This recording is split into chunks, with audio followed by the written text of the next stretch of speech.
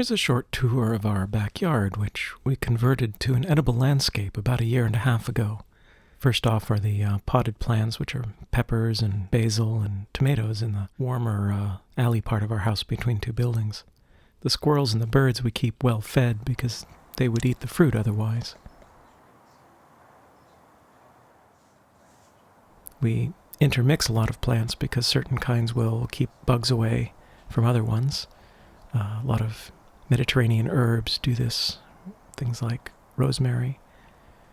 When I was imagining how to do the layout for the garden, I didn't want to have things in straight lines like most of the pictures I had seen of edible landscapes.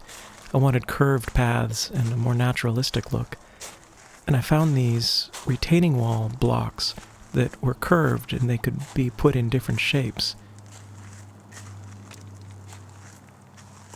Drip irrigation helps us save water, definitely compared to the lawn that we had before.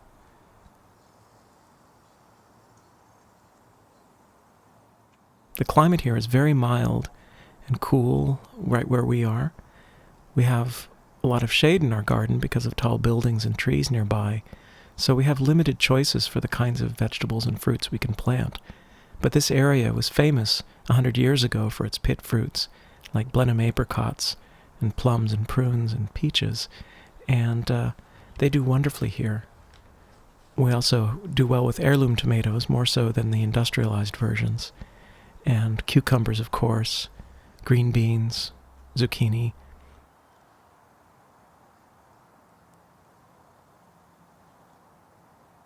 The fruit trees that do best here are things like figs, Fuyu persimmon, feijoa.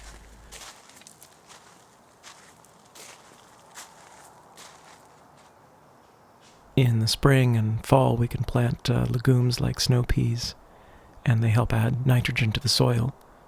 The strawberries do very well in the shady part of the garden. They only need a few hours of sun a day. We get probably a half dozen each day during the summertime. In the summer, we have more food than we can eat, and we end up sharing a lot with our neighbors. In such a luscious part of the world as this, with mild climate, it seems a shame to pave over in the suburbs when everybody could have a little bit of paradise in their own backyard.